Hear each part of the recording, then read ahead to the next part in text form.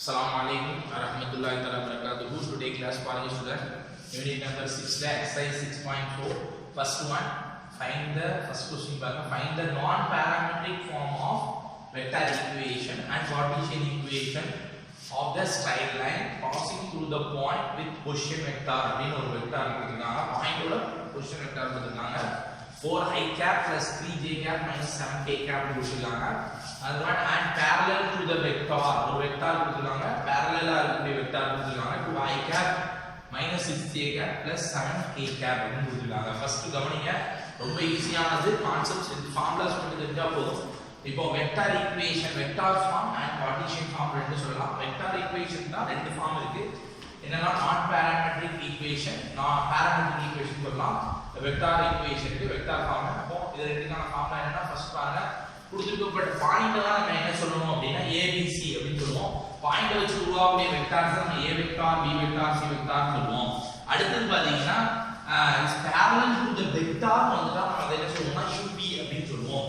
இந்த கான்செப்ட் மட்டும் ஞாபகம். அப்ப நான் பாராமெட்ரிக் ஃபார்முலா என்னன்னா R vector minus A vector cross U vector is equal to 0 and parametric formula என்னன்னா R vector equal to A vector plus TU vector அப்படிங்கிற formula. Cartesian formula ஒண்ணுதான். Cartesian ஃபார்முக்கு நான் பாராமெட்ரிக் எதுவும் கிடையாது. இது பாராமெட்ரிக் கார்ட்டீசியன் ஃபார்முலா டைரக்டா coordinates வச்சு தான் சொல்ல போறோம். x minus x1 by l1, y minus y1 by m1, z minus z1 by n1. இந்த ஃபார்முலா நமக்கு தெரிஞ்சா அந்த சம் ஈஸியா போடலாம். ஃபர்ஸ்ட் பாருங்க, இது நான் என்ன பண்றேன் அப்படின்னா முதல்ல ஃபர்ஸ்ட் வெக்டார் நான் பாராமெட்ரிக் உடைய வெக்டார் ஈக்குவேஷன் எழுத போறேன். சோ வெக்டார் ஈக்குவேஷன் ஆஃப் நான் parametric, therefore the non parametric form of vector equation எழுத போறோம். ஃபர்ஸ்ட் பாருங்க, அதுக்கான ஃபார்முலா என்ன உங்களுக்கு தெரியும். r minus a cross u equal to 0 அப்படிங்கிறது தான் இதோட ஃபார்முலா. ஃபர்ஸ்ட் இதுக்கு என்னன்னா a வெக்டார் u வெக்டார் அப்ப தேவைப்படுது. எப்படி எழுதுறோம் பாருங்க. முதல்ல a வெக்டார் அப்படினா பாயிண்டோட வெக்டார் தான் a வெக்டார் சொல்லுவோம். அப்ப a vector is equal to 4i cap plus 3j cap minus 7k cap. அப்ப a வெக்டார்ன்றது a என்ற பாயிண்ட்ல உருவாயிருக்கு. அப்ப a என்ற பாயிண்ட் எதுல இருக்கு நம்ம எடுத்துக்கலாம். 4, 3, minus 7. இது நீங்க என்ன எடுத்துக்கலாம், x1, y1, z1.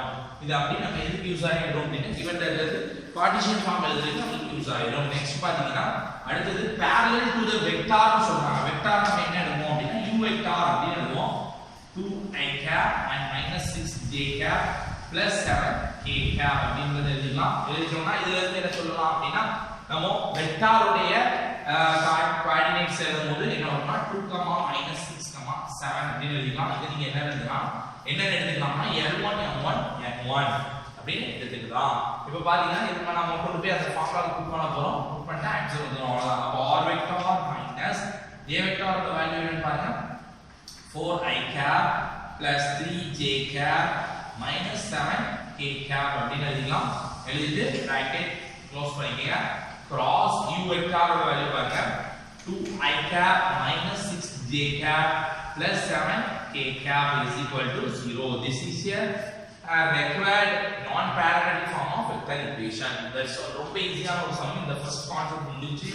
ரெண்டாவது பாத்தீங்கன்னா நமக்கு அடுத்து கண்டுபிடிக்க சொல்றதோ கார்ட்டீசியன் ஃபார்ம் கண்டுபிடிக்க சொல்றாங்க. கார்ட்டீசியன் ஃபார்முக்கான ஃபார்முலா பாருங்க.